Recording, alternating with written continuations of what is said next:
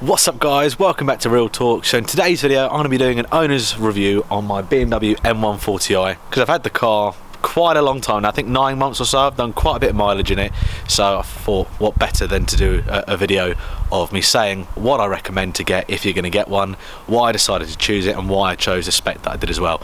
So without further ado, let's get into the video.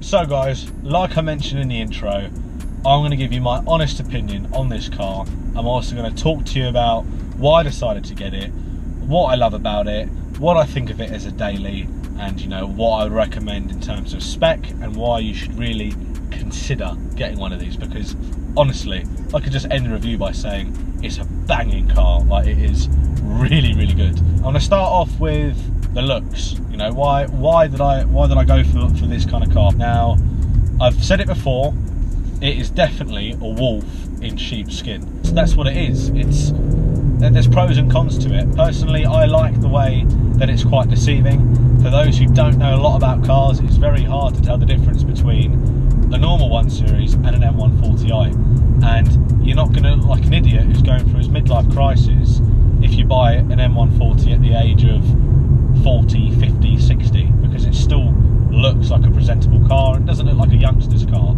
For a target audience, I think the M140 has a broader target audience the way that it looks. But then again, it may sound contradictory. I'm a youngster, I would like it to look more aggressive, hence why I've done the things that I've done to it, like the splitters from Max Design, that's the front and sides. I've added the spoiler, that adds a massive difference, and the wind mirror caps, and inside I've just done the M Performance steering wheel. So I think that's how it should really look out factory. I think what Motec are doing is excellent. I think that's what the M140 should look like out of factory, because there's not a massive difference between the looks of the normal 1 Series and an M140i, and I think if you're paying that bit more for the top of the range M-like car, it should look a bit different really. So that's my opinion on the looks. That's why I decided to go for it, because I do think it's quite a balance between the two, and I do like the fact it's a wolf in sheep's skin and it's quite deceiving. In terms of as a daily car, what do I think of it? Because, you know, I've had it 9 months, I've done 10,000 miles, currently stuck in a shitload of traffic, but I think that's enough time to really say what I think of it as a daily. Not as a performance car, just as an overall car. So for someone like me who's young, who wants power, who wants a bit of fun, it's perfect in every single way, because it gives you the power. It's rear wheel drive, it's a straight 6 3 litre. You can chuck it into corners, and you know, sideways is always fun. There's plenty of power, it sounds amazing, and that ticks all the boxes for me. But for someone who's a bit older than me, who's looking for a car that is, you know, good at daily driving, it's not going to do his back in, it's going to get decent fuel economy. Does it work too? You know, someone who's got some kids and needs to do some school runs in the morning, does it work as a car? Absolutely. I drive it in Sport Plus all the time, manual, so it's going to be loud, it drives a bit harder. Once you flick it into auto, put it into Eco Pro, you just notice a difference straight away. Your throttle response reduces significantly, the steering is nice and light, and the car is just a lot more quiet. It doesn't change suspension or anything like that unless you go for the adaptive suspension. But do I think it would work well as, you know, for someone like a family man? Yeah, I do think it would work well. There's plenty of space. I've gone for the 5-door, which I think works great for me because it's easy to get. I always take passengers out of my car. It's easy to get them in and out, and I know the pain of having a 3-door, moving the seat forward. My mum trying to get in and out of my old car, oh my fucking word. broke my car several times, so 5 doors nice and easy, and if you've got kids, it's nice and easy. It's a comfortable car. It is really nice to drive. Now, I'm driving in Sport Plus, an Eco Pro now, and you wouldn't think you're driving such a powerful car. You just think you're driving an average car.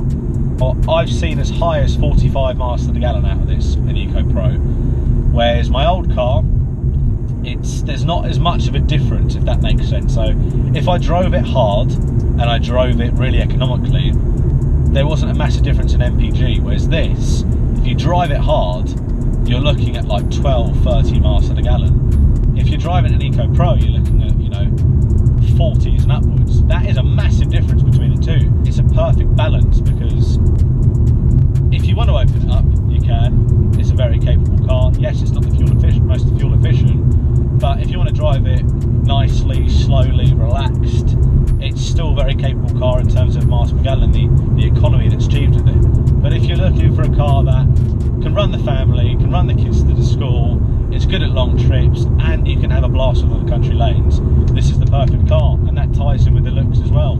You're not going to look like an idiot driving it when you're 60, 70. And the third thing I want to talk about is how has it held up the last 9 months in terms of interior quality, because by that time you get some rattles and things, and it has held up really well, but there is annoying rattle coming from there, and it is really jarring me. I don't know what it is. Really is jarring me. But yeah, other than that, the overall upholstery, the way that it still feels very tight, that sounds wrong, but it still feels just as tight as it did when I first picked it up, other than that little annoying rattle. And I know that is a big thing for a lot of people. It is for me as well. Driving a car and it starts making all these weird noises after you've had it a little while. I can assure you this is properly built, it's well built, and the interior itself is nice. I think BMW have stepped the games up slightly with the interior. I also want to talk to you about how fun this car is to drive, because honestly, I absolutely love it. There's just so much power. The noises are just, it's addictive. I've literally, and this is not a lie at all, I've been putting about 20, 25 quid a day, and obviously you drive it hard, didn't you? If it's a toy, you drive it hard, and I absolutely love it. It's just the power is addictive. You can chuck it in sideways, you know what I mean? You just, it's addictive, man. It's so much fun to drive, it really is, and anyone who buys one, you'll know exactly what I'm talking about. And then, like I said, it's the perfect balance. After you've had a bit of fun, you just flick it back into auto, eco, and just look, I put my foot down. See what I mean? It's not very responsive at all, but it's just such a fun car to drive. So poised, there's almost no turbo lag because of the torque as well. It's just 500 newton meters of torque. It's just there all the time. Such usable power as well. But yeah, I absolutely love it. I love this to drive, and I say that in every single video I do of this. I love driving it. For those of you who follow me on Instagram, who subscribe to me on YouTube, you would have seen that I'd taken this to the Nürburgring, and oh my god, it blew my socks off. It was the way that I drive it here on the roads, the UK roads. I drive it hard and I think, oh no, I'm on the edge there. You're really, really not, and that goes to anyone in any car.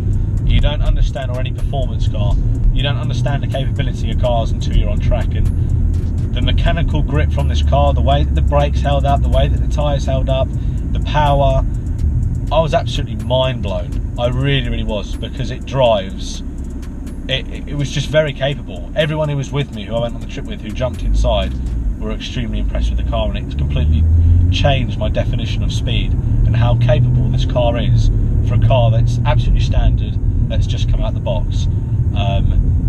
So anyone who's got an M140 and hasn't taken it on track, take it on track and you'll know exactly what I mean, because you'll be very, very impressed with the car as a standard car. There's not much that needs doing to it. The only thing I would say is I do think they should come with limited slip diffs out factory as standard. But again, that's always something you can opt for, but it is quite an expensive option, which I've not got the money to opt for, but I am planning to get one fitted in the foreseeable future, because it is a car of this power, it's something that you need. Now, another point I'm going to talk about is why did I choose this spec and what would I recommend in terms of optional extras. Now, living with it daily, there's a few things that maybe I would have preferred. For instance, the heated seats. I wish I'd got heated seats, because that winter, swear to God, my testicles have looked like snowballs at one point because the leather is freezing. And then in the summer, you can't get cooled seats, obviously, but in the summer the leather's absolutely boiling. But it's nice to have heated seats when you're in the winter. Now, I don't have that. Now, with me, I had to kind of compromise because the deal that I got was wicked. It was such a good deal. But I had to do it in that month. Now, there are only two cars. There was this one, which is just your normal spec M140i Shadow Edition. So you get your Harman Kardon, you get sat-nav, reversing park, sensors. You also get the tinted privacy glass and other bits and pieces. But I wanted grey and I wanted automatic. So there was this one, and there was also an absolute heavily, like, it had every option on it. It was in grey, automatic, but I couldn't justify spending a decent amount more a month on a car for the things that I wasn't going to use. Now, if I had a choice and I had to factory order it, so I mean, you know, wait for delivery time, going to the BMW dealership rather than buying one that was already there and it took a few weeks to come over, I would have opted for the ProNav, because I just think it's a lot easier to use, for one, rather than on the sat-nav you have to twist and click each letter. On the ProNav you can just write the letters, but it's also a lot clearer, the screen itself, and it just looks a lot better overall. I would have also gone for the adaptive suspension, because at times I think the suspension is too soft, and at times I also think the suspension is too hard. So if you're looking at factory building one, definitely put that on as a spec, as well as the ProNav and heated seats and foldable door mirrors. Other than that, that is all you really need. What else do you need in a car with decent looks, decent power, and decent standard equipment? Not much more really. So that is what I would recommend. Now, on to the final point. If I had to go back, would I pick another car? Like I said, it is the perfect balance between, you know, not a race car, but between a hot hatch and a luxurious family car as well. Obviously, it's not the best family car because it is still a hatchback, but it works well in regards to that. But as well as the deal that I got. Now, I can't justify spending 10, 15, maybe 20 grand more on an RS3 or an A45 AMG. For what reason? It's slightly better 0 to 60 time. You know, that's not my cup of tea. I like the 3 litre, I like the straight 6, I like the rear wheel drive, I like the setup with this car. It's perfectly balanced. You know, if I wanted a 4-wheel drive car, I would have probably got something like an A45 or an S3 or an RS3. But I like the fun that you have in it, and I can't justify spending that much more on a car that is the same power. Yes, of course, off the line, they would batter this. Well, not batter it, they'll beat it. But then once the car gets going, this is a very, very capable car, I tell you now. As well as that, I don't think any other dealership or any other deal is as strong as the deal that I got on this. And I don't mind saying it to you guys, I'm paying 435 quid a month on this. I'm not going to get into my deposit or things like that, but I didn't put much down. And that was with my car, my previous car, 5 grand negative equity. For those of you who don't know, I was in that much negative equity. I didn't have to pay that. They swallowed all of that, and I still managed to get into this car for 435. Now, I've known people since then, in the last month or the last 2 months, who've got quotes on M140i's, and they're still coming back higher than mine, and they're putting more of a deposit down, and they didn't have negative equity. So it was just a no-brainer. If I went into an Audi dealership or Mercedes or even a Honda dealership for one, because I really, really wanted a Type R, but there's just not enough money in them to do that kind of deal. You know, we're looking in excess of £600, and I'm just not willing to pay that for a car. So my overall conclusion is, if you are looking for a hot hatch, which is either just going to be your fun car, or is going to be a daily, or is going to be a family car, I don't see why you should look any further. If you have a budget of around 40 grand, I really can't think of a better car. I really can't. It offers the power that you need, it's comfortable, it is fuel efficient for what it is, and it is really actually really good on fuel for what it is, just depending on how you drive it. And it's not too in your face. It's a nice looking car, but it's not overly done. I do think this is excellent bang for your buck for the price that it is. So I hope you guys did enjoy the video. I hope you guys enjoyed me waffling on for a fair few minutes there. But like I said, if you are considering getting one, just get one. Or if you're considering getting a hot hatch or a super hatch, please, please, please look into this, because you won't be disappointed. So there you have it. Hopefully the video helps. I hope you guys enjoyed it, and please, please, please don't forget to like, comment and subscribe, and I'll see you next time. Take care.